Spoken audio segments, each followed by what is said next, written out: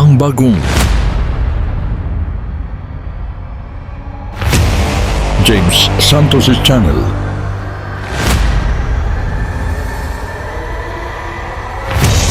Bagong tema, bagong boses, may komentaryo. Ang pangangaral ni Brother Eli Soriano.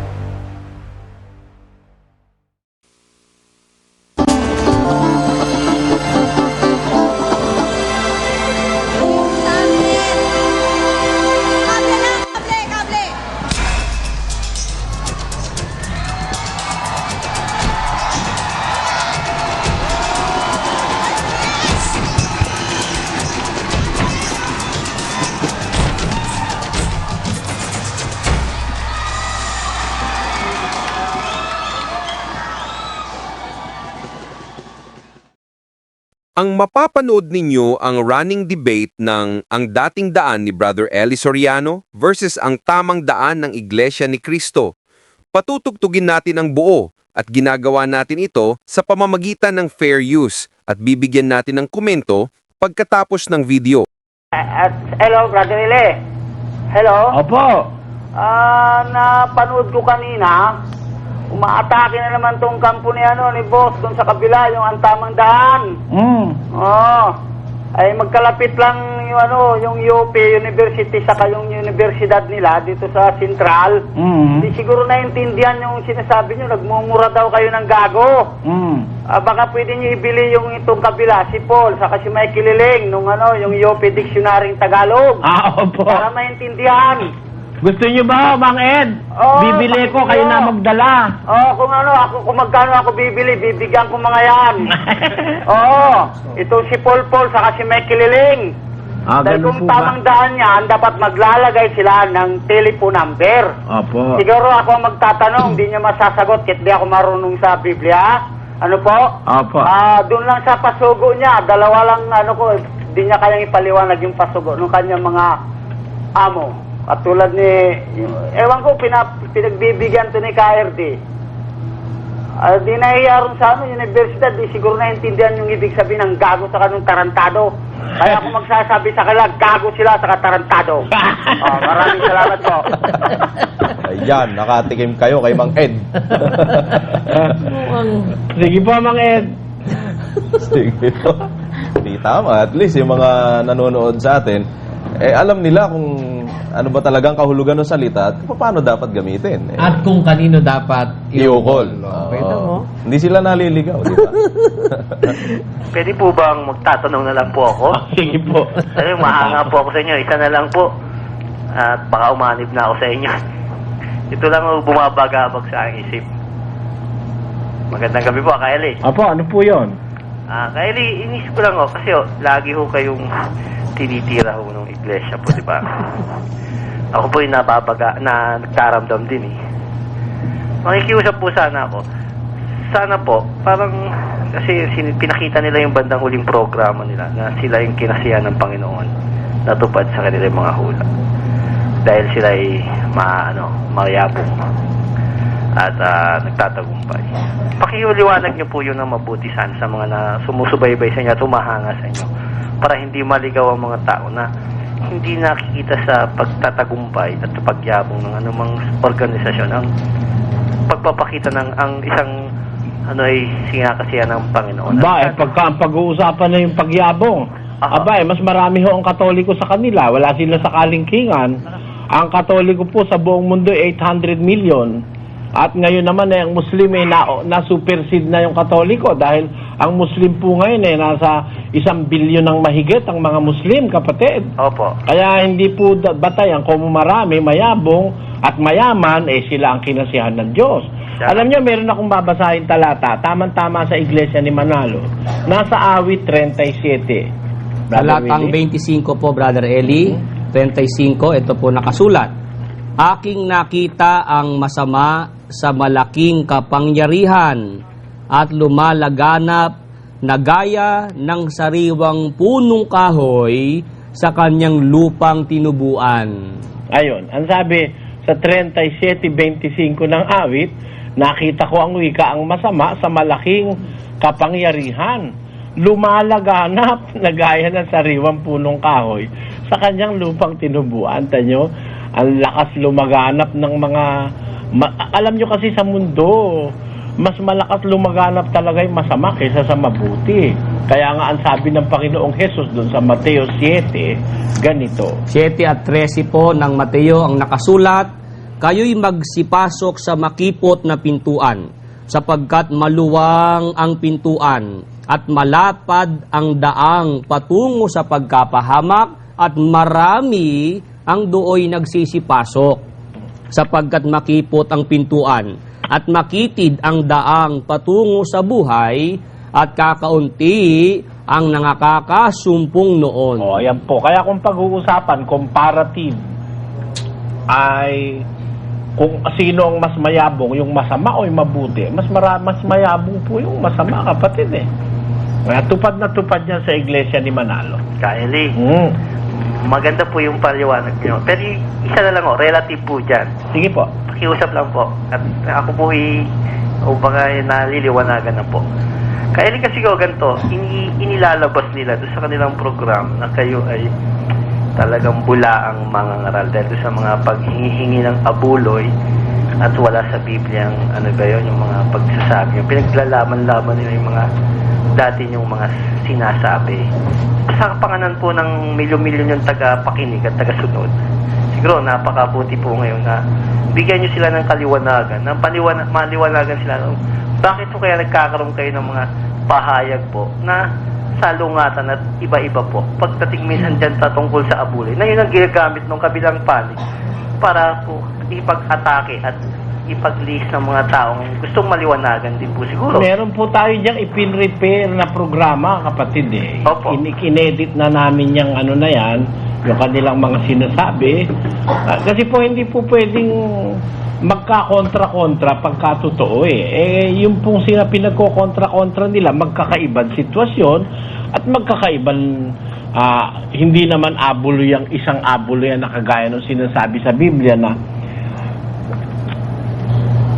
Opo. yung pong abuloy yan sa pagkakatipon sa pagsamba ng magkakapatid. Yung pong isang pinakikita nila ron, yung sinasabing 20 million, yun po para doon sa yun kapatid, para doon yun sa convention center nung ipinatatayo namin. Kaya parang pinalilitaw kasi nila, iisa yung abul yan tinutukoy doon. Palibasa, sira ulo nung mga nakinig na yan na hindi naintindihan. Kaya pinagkukontra. Pati nga yung mga nagmumura raw, kung saan mga sitwasyon na kinukuha nila, pinagsunod-sunod, para nga namang palitawin na nagmumura. Pero biyaan nyo po, at kung loloobin ng Diyos, baka kung bukas o hanggang linggo mapanood nyo yung sagot natin dyan. Sige po. Ganun po ba? Opo. Kaeli, last po. Pwede po last one. Kung loloobin po ng Diyos. Ano po yon? Ayun nga po. Relative pa rin po dun sa sinasabi nyo. Kasi talagang yung mga tao naguguluhan na, no? At ito pong inyong pagsasagutan, tagang laganap na sa Pilipinas. Hindi po maganda sa mga taong nagsusuri at nakikinig na maiwan kayo sa ere na para kayong lumalabas na hindi totoo, na nangangatwiran lang, palusot lang mo ang sabi nila. Sana po, Kaeli, pakita nyo rin sa kanila yung mga achievements nyo at saka yung mga yung masinop na pag-google nyo po ng mga abuluyan. Pakita nyo rin sa programa nyo po para naman kasi sila pinakikita nila malalaking kapilya at mga nila. Sana po tayo rin po maipakita natin sa kanila yung ating mga achievements na ginagawa nyo sa pang-araw-araw natin pamumuhay. Kagaya binabanggit nyo na sa kabila ng pagluluto natin ng lumpia at kung ano-anong paninda, ito po'y masinop na ginugugol sa kapakanan po ng mga raming nangangailangan. Pwede po ba natin i-picture minsan yung isang episode nyo para ang mga tao po talagang makitang maliwanagan na hindi naman ganun kasama kayo o yung samahan na lahat tayo nagsusumikap na mapalapit sa Panginoon Diyos. Tama po ba yun? Tama po yun, kaya lang hindi po natin hindi po natin mapagsasabay-sabay, kapatid. Siyempre may mga panahon para dyan. Biyaan nyo po at isang araw mapapanood nyo yan. Salamat po sa inyo. Salamat Marami po. Naniniwala po ako. Live po kayo. at itong inyong programa ay talagang hindi scripted. Sana po kumilos na ang kamay ng Panginoon na sana maliwanagan ng mga sambayan ng tao kung sino nagsasabi ng totoo. Kasi mayroong mga tao na sinasabi po, religion is a mind game. Laro lang po daw to ng utak para ang tao gamitin ang kanyang pananiwala at pananampalataya. Hindi po Mapatunayan totoo. natin may tunay na Diyos at may tunay na isang reliyon. Salamat po ng marami sa inyo, Salamat po. Kylie. More power to you. Hindi totoo yun na ang religion ay mind game. Siguro dun sa mga, kagaya nung gumagawa ng mga gano'n na parang saywar na kung ano-anong pinagkokontra-kontra, Brother Joseph, siguro sa kanila yung religion, mind game. Ano? But for us, religion is the most serious aspect of our lives, Brother Joseph. Saka Brother Eli, yung sinasabi po niya na para maliwanagan yung mga tao, siguro po naman yung mga talagang sumasampalataya at saka Sumusubaybay. sumusubaybay sa atin, maliwanag na po sa kanila yun eh. Kaya Hindi nga na po pati miyembro kailangan- nila Opo. lumilipat sa atin. Hindi na po kailangang ipaliwanag pa yun. Tsaka yung pagpapakita ng mga achievements, kasi hindi po tayo ganun eh. Yung mga ginagawa niyong mabuti, hindi niyo naman pinapaalam sa mga tao yon. Siguro ang pinakamagandang pruweba na pinagugugulan ng abuluyan natin, yung mga programa sa telebisyon, sa radyo, nationwide, worldwide, sa internet, doon po ginagamit lahat yan. Hindi kailangan i-feature kung anong ginawa ni Brother Eli. Kahit ba ipalabas mo na ipalabas yung mga kapilya mo, anong kwenta nun? Ang punta sa kapilya, kanino ba yung kapilya Kaya nga yun? pinapalabas yung kapilya para puntahan ng tao dahil umuunti na yung nasa loob. Yun nga ang po ibig eh. sabihin. At ang pinakamaliwanag niyan, Sis Luz, ang Iglesia ni Manalo takot makipaglaban ng debate sa telebisyon. Yun nga. Yun ang ating masasabi dyan. Kaya kahit ipakita mo yung kapilya mo, yung mga sentral, walang kwenta yan, nananatili pa rin ang katotohanan, naduwag kayo, hindi kayo makakalaban sa diskusyon. At yun, Yun kapatid yun. na Luz, ang ibig sabihin nga ng ating kapatid kanina na ang relihiyon, ang isa dyan ay Iglesia ni Cristo, na merong taktikang mind game dahil sa kinukondisyon nila yung mga tao sa pagpapakita ng kapilya na kung susuriin, hindi naman ipinakita, Brad Josel, kung sinong may-ari ng kapilya. At never kailan Dapat sabihin nila na yung kanilang Opo, kapilya, yung pag-aari kapilya ni yan, Manalo. atin yan. O kaya naman, kung kanino talaga yan. Corporation soul yan, kaya yan, pag-aari ng pamilya Manalo. Opo, yun nga. Kaya yan, kumbaga, mind conditioning.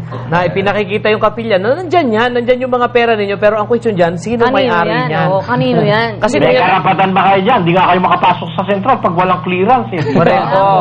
Kasi kung yan po ay pag-aari ng miyembro sa panahon ng kalamidad at ng mga sakuna, dapat nagagamit yan as evacuation center man lamang. Kaya doon sa Pampanga, yung mga Iglesia ni Cristong miyembro, doon sa compound na pinangangasiwaan ni Brother Eli Nagkanlong nung panahon ng sakuna. Doon sa malaking baha noon, ano? Opo. Doon sa Lahar. Nako, punong-puno. Mahigit na 1,000 tao yung andun sa ating compound. Meron siguro 30 iglesia ni Manalo ron. Opo. Ayun. Kaya siguro kung mayroon mang nag-iisip na kagaya ng ating caller na yun ay parang laro lang ng utak, talaga pong mayroong mga taong pinaiikot lang ang mga tao at dinadivert yung utak ng iba para doon lang sa nakikitang hindi naman reality sa iyo. Oo, kasi sa kanila talaga, kasi laro lang yan eh. Laro lang ang relihiyon. Pero sa atin, hindi laro ito, no? Pinamumuhunanan nito ng buhay ni Brother Eli, ng pagod. Sa kanila, Hindi ito laro. sa kanila parang yung mabuti pa nga stock market mayroon kang puhunan sa kanila wala, di ba? O bawal namang magtrabaho daw, di umano kapatid na Josel at maabala sa ministeryo. Kaya binibigyan sa kanila yung tulong. Brother Eli, inaano ko lang po kasi yung mga sa kabila po, bakit lagi nila kayong ayaw naman lumaban po sa diskusyon. Ay, utos po ng puno nila yon. Alam niyo yung mga ministro ng iglesia ni Manalo, para mga robot yan. Opo. Na pinakikilos ng kanilang puno. Ang puno nila nagdidikta kung anong gagawin, pati iboboto nga, yung puno ang nagdidikte, kapatid. Kaya hindi natin sila masisisi, upahan naman kasing mga pastor yan. Upahan, kaya kahit anong ipagawa ng puno, sinusunod naman nila. Ganun po yun. Kasi po ako, nakapag-observe din po ako nung nasa Middle East ako. May mga kasama akong Iglesia ni Cristo. Nakikita ko yung bawal sa kanila, ginagawa rin naman nila eh. Kaya nga hindi ako bumilib eh. Yun nga po. Marami rin silang pinagbabawal pero puro naman nila ginagawa. At saka pagka natiwalag ka naman sa kanila, pwede ka uling bumalik eh. Oo nga ho. Kaya nga parang sa laula rin namang relihiyon yung ganun eh. Na titiwalag ka, halimbawa, nangalon niya, tapos babalik ka uli. Okay lang sa kanila Oo yun. nga ho. Saka, Brother Eli, nabalitaan ko nga sa kapatid ko na marami pala kayo natutulungan, lalo na yung mga kamembro nyo na walang trabaho. Hindi po alam ng tao yun. Hindi naman ho dapat sabihin pa yun eh, kapatid. Oo nga po. Pero sabi ko, ako, ang bait naman Brother Eli, mga pala walang mga trabaho, natutulungan niya sa ng kagipitan. Hindi po kagaya sa kabila, wala po akong nabalitaan na ganun. Salamat, Aling Cora. Oo. Nabalitaan nyo. Tuloy nyo po ang pakikinig. Oo, gabi-gabi ho. Pag ng 9:00, nakatutok na ako. Opo. Oo. Salamat Yun lang po sa inyo. Salamat po. Okay, maraming salamat po, Aling Cora. Next caller po natin. Brother Joseph. Po, Brother Eli. Tagapakinig na natin ng nakakapuna sa kanilang mga Ha? Kasi po yung mga tagapakinig natin, matatalino eh. Oo. Nakakapuna na sila na talagang tayo ang layo nitong mga ito. Araw-araw ipanghimagas tayo. Sabi ko, okay naman yan dahil parang advertisement na rin yung para sa Opo. atin. Diba? Opo. Kagaya ng miyembro nila sa Dumaguete at saka doon sa Brother Joseph, doon sa Davao, nakikita niya, nakikinig siya sa programa nila, laging inaatake ko, na-curious. Hinanap, nakinig sa dating daan, pinag-compare. Pagkaraan ng 2 linggo, nagpadoktrina eh. Sabi ko, okay lang. Talaga ang Diyos, kung gumawa, hindi mo matatasahan, di ba, Brother John? Opo, at nakatutuwa yung nakikita nating resulta, yung kanilang hate campaign na nilulunsad, nagiging pabor para sa atin at sa mga kababayan natin, sila naman ang nadidiskredito, hindi naman si Brother Eli. Okay lang yun, Brother John. Opo.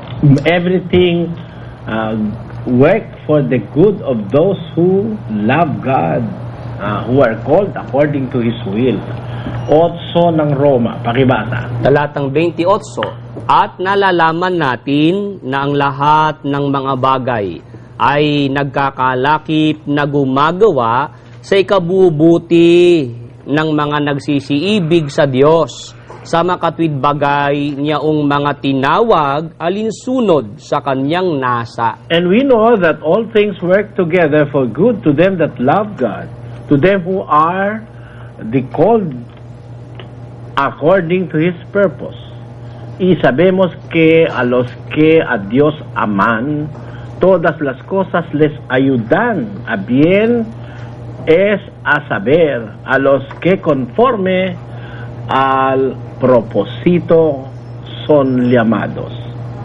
Sa kita nasayod nga diha sa matag-usa kabutang ang Dios nagabuhat ug maayo uban kanila nga mga nahigugma kaniya ug mga tinawag sumala sa iyang katuyuan. Ayon ang sabi ng Biblia. Kaya ano man ang gawin ng iglesia ni Manalo, hindi nila pwedeng gibain ang programang ang dating daan. Subok na ng tao ito Brother Joseph. Opo. Sila gusto nila masubok, buksan nila ang telepono nila. Grounded ang linya, Brother Eli. Grounded po ang linya ng telepono. Grounded Saka wala raw kaayusan kapag i-on the air ang mga magtatanong, Brother Joseph. Oo. Ang may kaayusan, yung may script na binabasa, na may script na mali-mali pa. At saka palpak pa. Opo, palpak pa. Halatang-halata si Ber Santiago nagsisinungaling doon sa kanyang isang pagkakalabas. Sa isang episode, mali-mali contradicting ang sinasabi. Opo naman. Umani sila ng katakot-takot na kahihiyan doon, Brother Joseph. Hindi kasi nakinig Kung marunong silang mahiya. No. Kaya nga lang po, hindi So, ganyan po yung mga yan. Tapos palilitawin, ako parawang kontra-kontra. Paano mo hindi makukontra? Pinagkokontra-kontra mo yung magkakaibang yun. Magkakaibang sitwasyon Opo. at magkakaibang tema. Mhm. Yung isang sinasabi nilang 20 million para sa pantayo yun ng ng convention center, Brother Danny. Opo. At yung sinasabi naman nilang yun naman ay yung doktrina tungkol sa pag-aabuloy na batay naman sa sinabi ni San Pablo na nasa 2 Corinto 9:7, di ba, no? Opo. Pinagkokontra nila, magkaiba yun Magkaibang tulungan yun Brother Danny, di ba? Opo. Kaya masasabi natin, itong mga taong ito, dapat talagang inspeksyonin ng mga tao ang aral nito. Kasi nung una, si Kristo, tinatawag na Diyos. Bandang huli, ang nagsulat nun yung Ama, si Santiago, Benjamin Santiago. Benjamin. Nung ang anak niya ay marunong na rin magsulat ng kasinungalingan, kinontra yung tatay niya. Opo. Ang sabi naman nung anak ni Benjamin Santiago Jr., Hindi mapatutunayan. hindi mapatutunayan na ang tinatawag na Diyos ang batang ipanganganak. Magkakontra silang mag-ama. Dati, bawal ang alahas sa iglesia ni Manalo. Ngayon, hindi na rin, Brother Danny. Maraming yan Alam mo, through the years, napakaraming mali na itinuro ng iglesia ni Manalo sa mga tao. Hindi lang mapapatunayan na ibalik nyo nga yan sa screen, hindi mapapatunayan na hindi mapapatunayan ang sinasabing tatawaging makapangyarihan Diyos ay ang batang ipanganganak. Si Kristo yun, di ba, no? Pero dati naman ang sabi, si Kristo raw ay tinatawag na Diyos using the same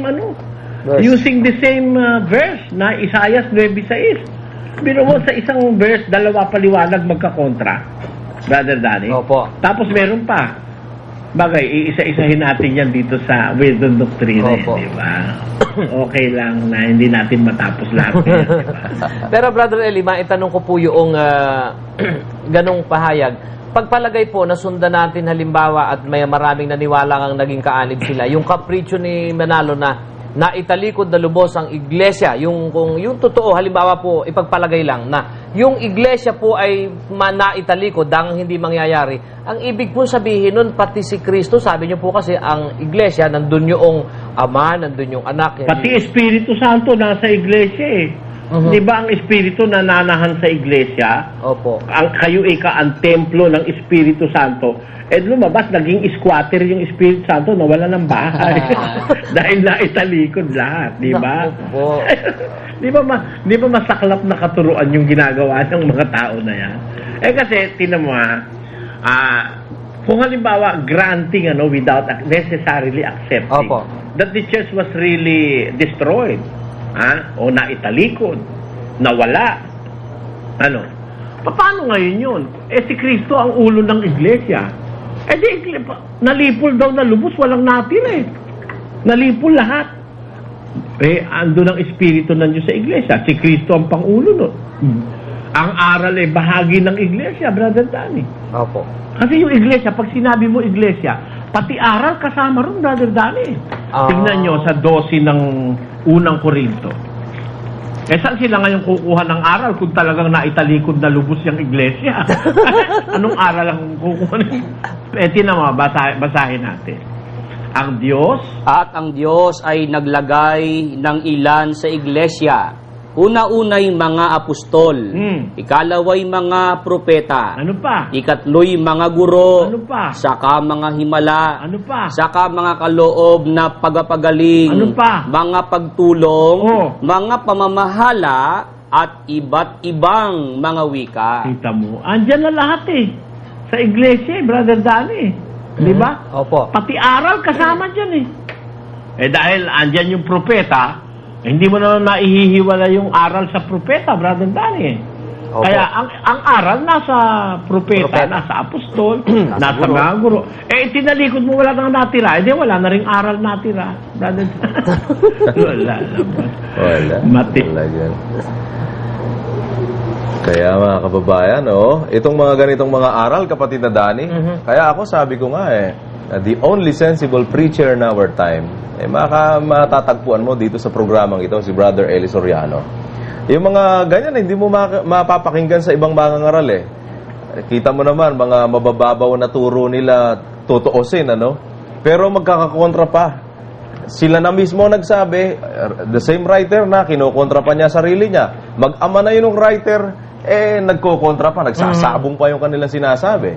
Lalo nang hindi natin mapapakinggan yung mga lalo pang malalalim na mga katuruan ng banal na kasulatan dito sa mga ganitong klase ng ministro. Pero kay Brother Eli, ayan po mga kababayan, hayag na napapakinggan natin sa ating programa.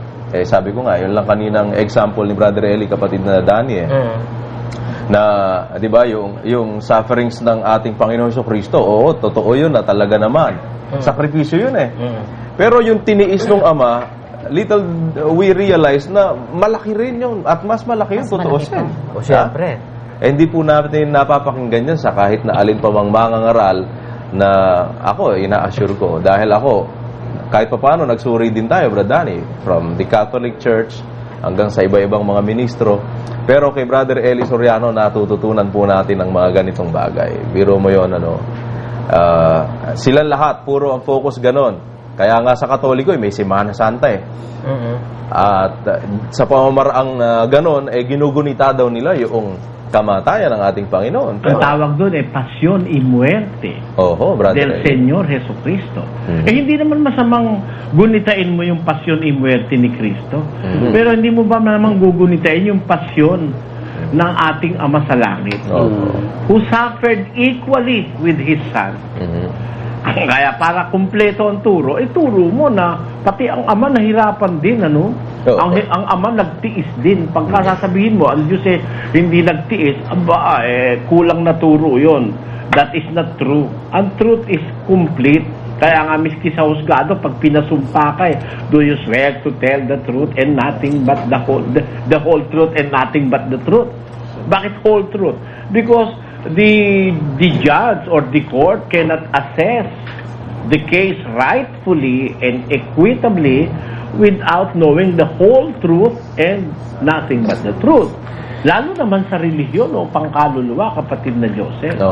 Kailangan talagang the whole truth and nothing but the truth ang dapat matutunan ng mga tao. Ako naiisip ko nga, wala naman kasing nagtuturo nun na ibang mga relihiyon na nasabing ang Ama naghirap din. Nagsakripisyo rin. Pero dapat nating ma-realize ang damdamin ng isang Ama para sa kanyang anak. Kaya kung ang isang amay nagmamahal sa kanyang anak, gaya ng Ama sa Langit, nahihirapan din siyempre siya, nahihirapan ng Panginoon Jesus. Nakikita niya yung ginagawa ng katampalasanan ng mga tao sa anak niya. Napakahirap tiisin nun yung anak mo tinatampalasan, wala naman siyang kasalanan, yung dapat na managot hindi yun ang nananagot at siya ang nahihirapan. So, yun pong mga point na ganyan, di ba mga kababayan? Kung susubaybay lang tayo lagi kay Brother Eli sa programang ito, mas marami pa pong ganyan At tinitiyak namin sa inyo, dito nyo lang mapapakinggan yan sa programang ang dating daan kay Brother Eli Soriano. Pero sabi ng Iglesia ni Manalo, nangungopia lang daw ako sa saksi niyo. Kalokohan. Joseph, ba't ako mangungopia? Batayan ko Biblia. Biro mo ba naman sabi no si caramel na hindi matamis? Ano daw po? Ba sabi ba naman alam mo kayang si Soriano, yung sinasabi niyang exaltation, mababasa kaya, pero hindi sa Biblia yan mababasa. Sa Book of Mormon mababasa. Hindi rin nababasa sa Biblia yung exaltation, Brother Joseph. Sabi ko, ano ba kaya nga ituro ni Manalo rito, kabubuhan? Para sabihin mo, tiyak na hindi raw mababasa sa Biblia yung exaltation. Sabi ko, napakaraing sita sa Biblia, nagpapakita ng exaltation. At pinagtatawanan pa ako nung sabihin ko, alam mo kako, pag ikaw kako naging kapareho na ng naka-attain ka na ng higher plane of being, baka pwede kang pumunta kako sa buwan, pwede sa isang iglap, nandun ka na sa Mars, kinanta ko pa nga yun yung isang kantang Fly me to the moon and let me play among the stars. Let me see what spring is like on Jupiter and Mars. Ayun. It may come into reality someday. Dahil if you will be exalted from being a man, you will be exalted to another kind of being. Pwede ka maglakbay sa kalawakan, gano'n man niyang kalawak, Brother Joseph. You will not anymore be limited by time, matter, and space. The fact that we are we have a material body na lilimit ang ating movement because our material body will not survive the vastness and the conditions in space. But come that day when you are exalted from being a man, pwede mong malakbayan di ba? Tama po yun. Diba, pinagtatawanan ako at nasisiraan daw ako ng ulo. Sabi ko, talagang itong mga pastor na ito, walang kamalay-malay sa Biblia. Wala raw yung exaltation. Tingnan nga natin kung walang exaltation aral ang Biblia. Pakibasa ang Filipos, Brother Willie, sa 2:9. Ito po sinasabi dito po.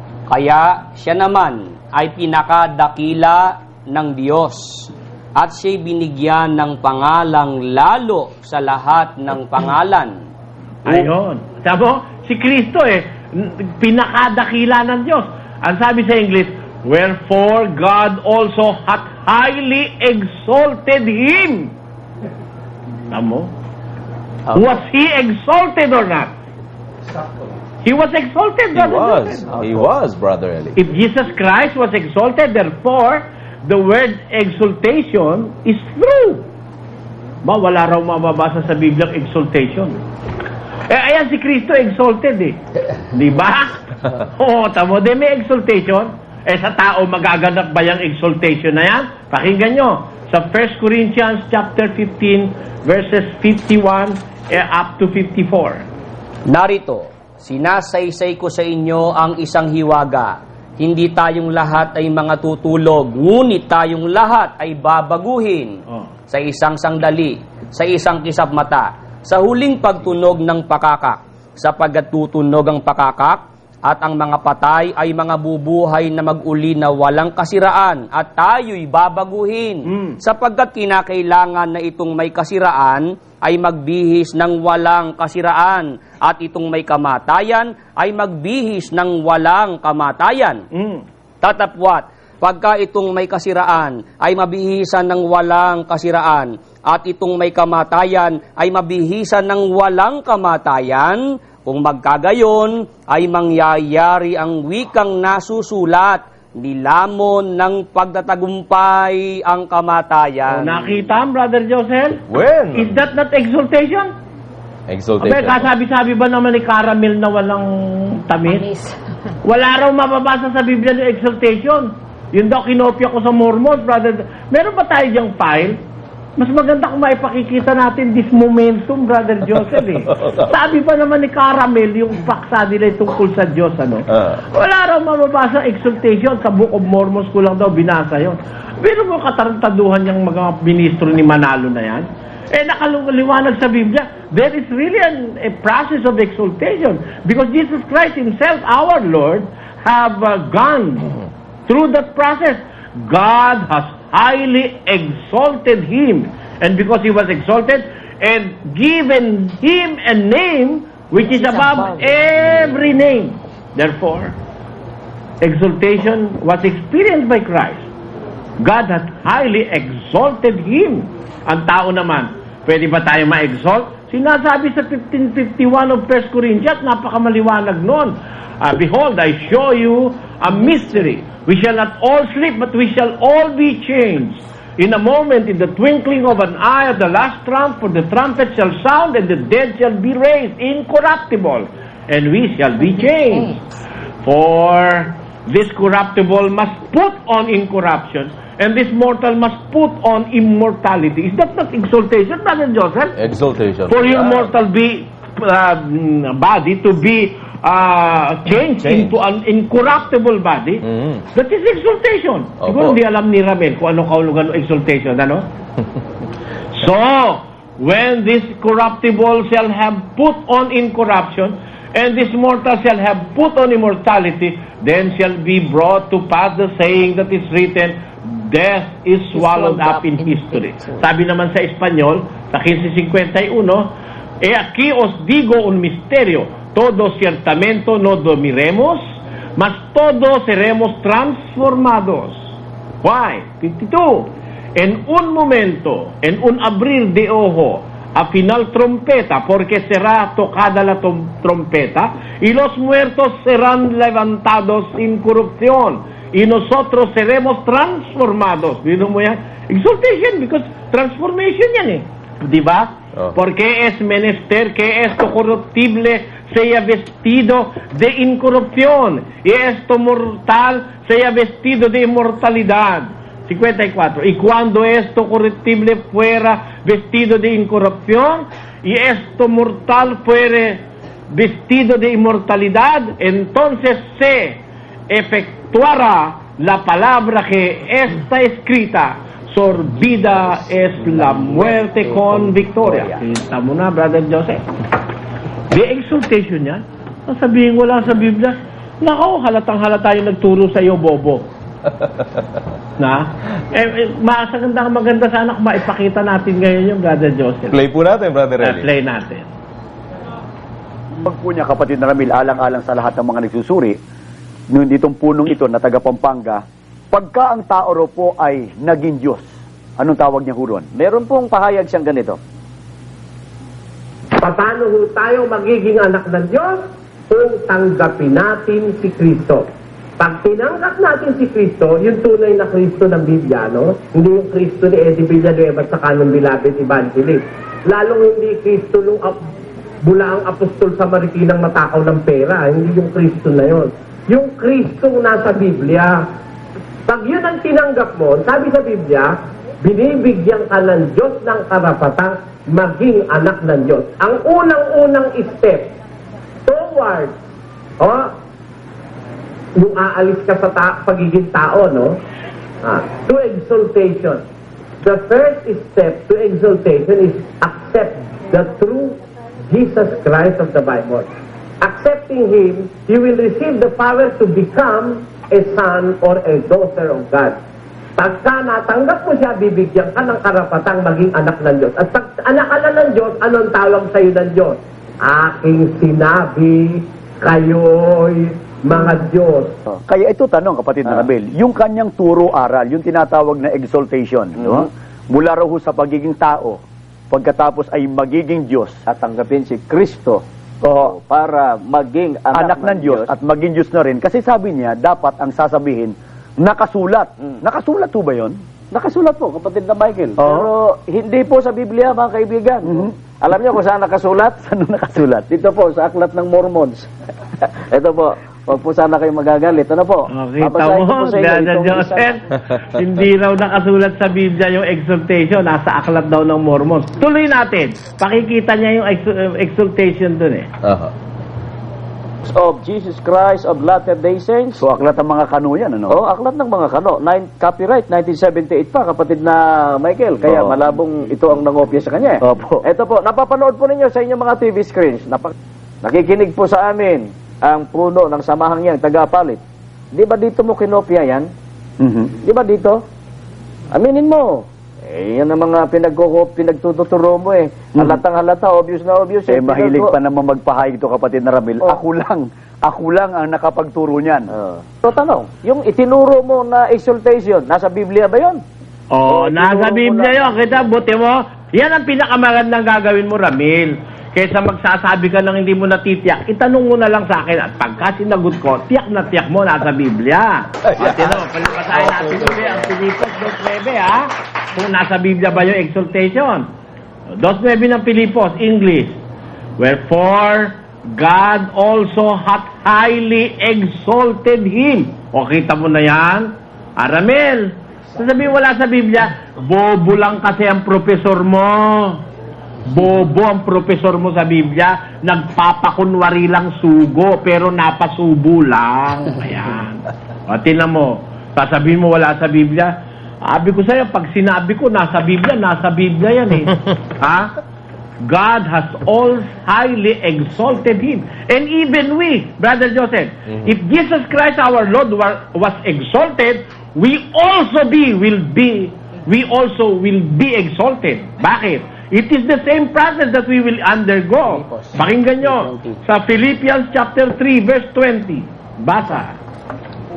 Ang nakasulat po, sapagkat ang ating pagkamamayan ay nasa langit, mula doon ay hinihintay naman natin ang tagapagligtas, ang Panginoong Hesukristo, na siyang magbabago ng katawan ng ating pagkamababa upang maging katulad ng katawan ng kaniyang kalwalhatian. Nakitam, Brother Joseph? Klaro. Nakitam? When? Anya timbagada. Wala raw exaltation. Meron si Kristo exalted tayo naman, gagawin din sa atin yon na kung paano yung nangyari sa Kanya, papalitan din naman tayo ng katawan ng ating pagkamababa. Katunayan, for our conversation is in heaven, from whence also we look for the Savior, the Lord Jesus Christ, who shall change our vile body, that it may be fashioned like unto His glorious body, according to the working whereby He is able to even to subdue all things unto Himself. Amen? Amen. Yun din ang gagawin niya sa atin Because He was exalted, He will exalt also His followers. Kung paano nangyari sa Kanya, yun din ang gagawin niya sa mga tumusunod sa Kanya. Ramel, natuto ka, hindi naturo ni Manalo sa yan, sa akin mo lang narinig yan. Kita mo na. Wala. The Billionaire Preacher. Eto. Siguro naman tama ito dahil hindi nila inireklamo ito That Mr. Eranio Manalo is a billionaire preacher. Why?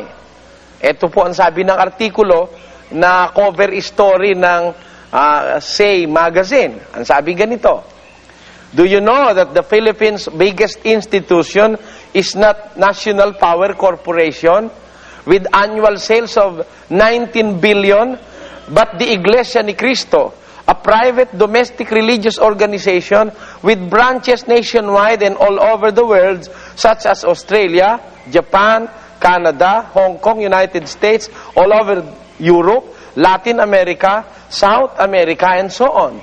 In fact, it is probably the only outfit in the land that has successfully established itself as a true multinational, even surpassing that of San Miguel Corporation's international reach. Imagine? Can you imagine that? Tuloy ho natin. Iglesia ni Cristo has been founded by the late Ca Felix Manalo in 1914 after serving as a minister of the Seventh-day Adventist and had been discontented with its teachings and principles. He passed away 77 years with over 1 million members and was succeeded by his second to the youngest son named Ca Eranio o Ca Erdi Manalo. Ca Erdi then, at the tender age of 36 years, continued to propel and expand the organization started by his father and has managed to increase its membership to date to approximately over 7 million worldwide. Mas marami sa Jehovah's Witnesses ang Iglesia ni Cristo. Kung ang pagbabatayan natin ay ang kanilang mga statistics, umabot na raw sila sa 7 million. Malaki rin, ano? Maaaring ang maging bilyonaryo sapagkat, eto pabasahin ko, Eranio Manalo, known as Ca Erdi to his followers, heads and controls the biggest money-making institution in the country with an estimated gross annual income of 23 billion pesos and approximately yearly net earnings of over 1 billion pesos. Laki, no? Can you imagine that? 23 billion pesos annual income and an earning of 1 billion yearly. Kaya nyo, gaano kamahal ang armory ng Iglesia ni Cristo? Is it just worth 44 million? Meron silang armory Meron silang sariling sandatahang lakas. 44 million lang kaya? Palagay ko hindi. Baka mas mayaman ang Iglesia ni Cristo kay Solomon. Bakit?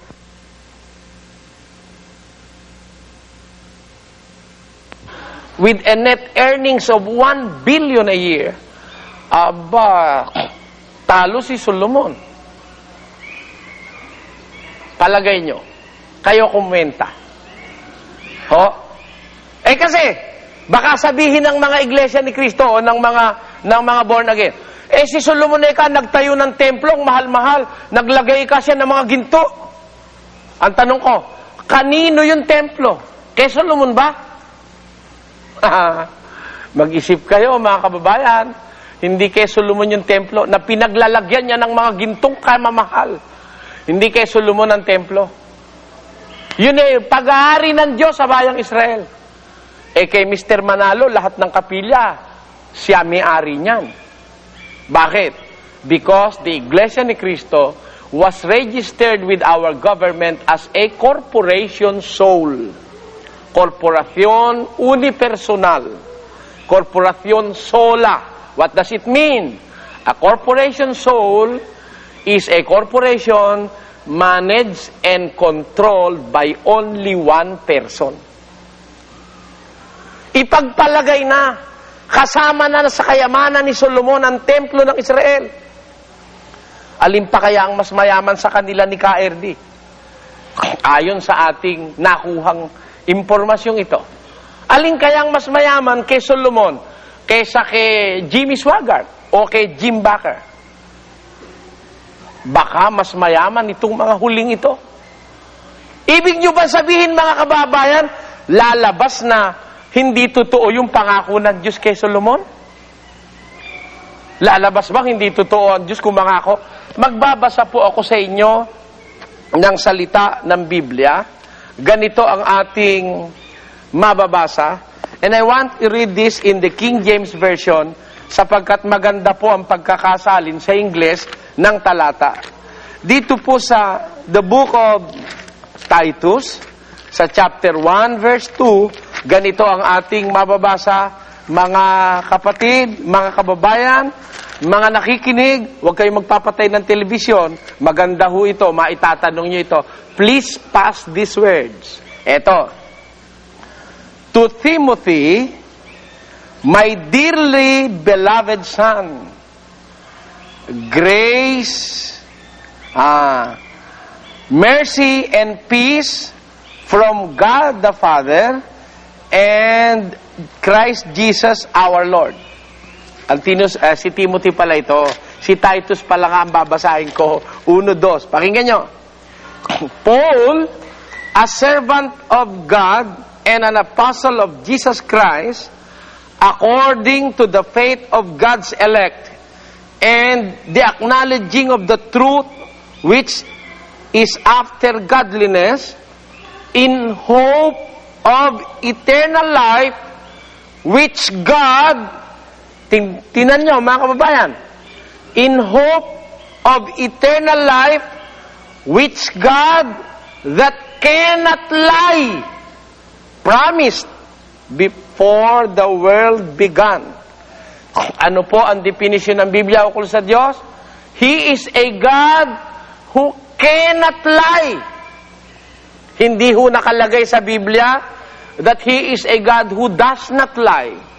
Iba ho yung a God who does not lie kaysa doon sa a God who cannot lie. Nakita nyo mga kababayan?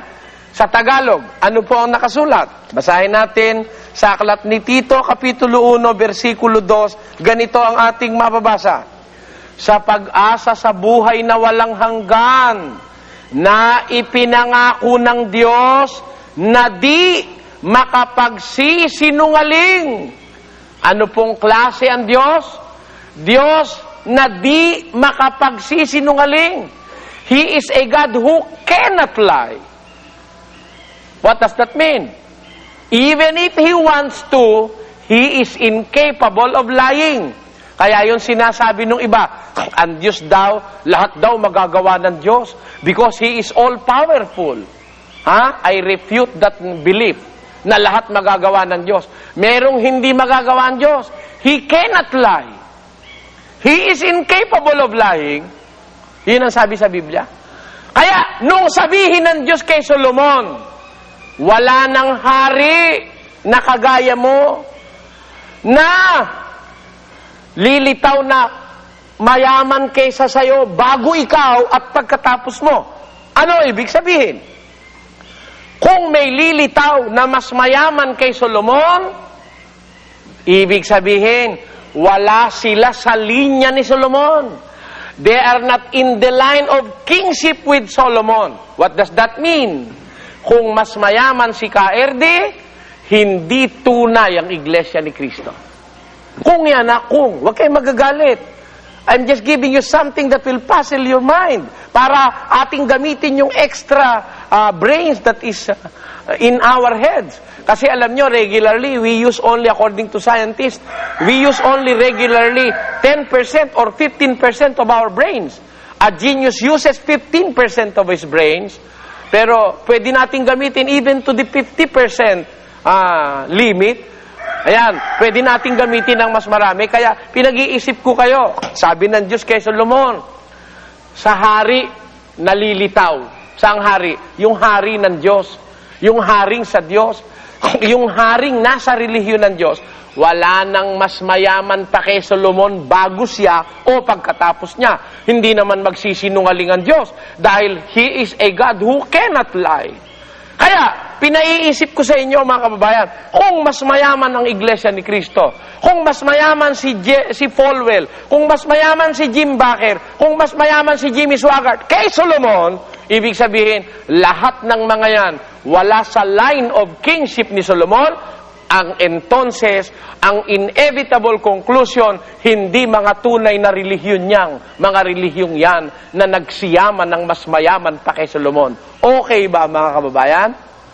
Bibigyan natin ng komento ang napanood nating video. Ito ay malayang komento lamang at hindi upang magmarunong. Magkomento rin kayo para magpalitan tayo ng mga kaalaman sa napanood nating video. Ang masasabi ko tungkol sa aral na pagiging Diyos rin ng mga tao dahil sa exaltation ni Jesus, hindi sa parehong antas. Ang Pilipos 2, Kapitulo 9 ay natatangi kay Kristo, ngulit may kaugnay na pagpapala ang mga Kristiyano. Ayon sa Pilipos 3, talatang 21, hindi bilang kapantay gaya kay Kristo, kundi bilang mga nakikibahagi sa kanyang kaluwalhatian. Ito ay tumutukoy kay Hesukristo lamang sa Filipos 2:9. Siya ay itinaas dahil sa kanyang kababaang loob at pagsunod hanggang kamatayan. Ang pangalan na higit sa lahat ay tanda ng kataas-taasang otoridad. Hindi ito ibinibigay sa ibang nilalang. Ang Filipos 3:21, ang mga Kristiyano ay babaguhin, hindi itataas sa posisyong tulad ng kay Kristo. Tayo ay babaguhin sa pisikal at kaluwalhatian, sa kapangyarihan ni Kristo, hindi sa sariling karapatan. Ang Filipos 2:9 ay exaltation ni Kristo na ang ibig sabihin ay siya ang Panginoon ng lahat. Ang Pilipos 3:21 ay transformasyon ng mga Kristiyano na binabago at niluluwalhati ng Panginoon. Kaya hindi pwedeng i-connect ang exaltation na nangyari sa Panginoong Hesus para maging Diyos rin ang mga tao. Sa talata na pinakita ni Brad Eli Soriano ay walang sinasabing na ang tao ay magiging Diyos kapag sumampalataya sa Panginoon. At tungkol naman sa nabanggit na mind game, totoo ito sa mga debate. Sa mga debate at gumagamit ng mga salitang paduda para lituhin ng kadebate. Dahil sa mga hindi gaanong nakakaalam ng Biblia ay maaring mapaniwalaan ng mga nakikinig kung nasa context pa ba ang sinasabi o wala na sa context. Kung nagustuhan ninyo ang aking upload video, paki-like naman, subscribe, share at comment. Maraming salamat sa inyong suporta at panonood.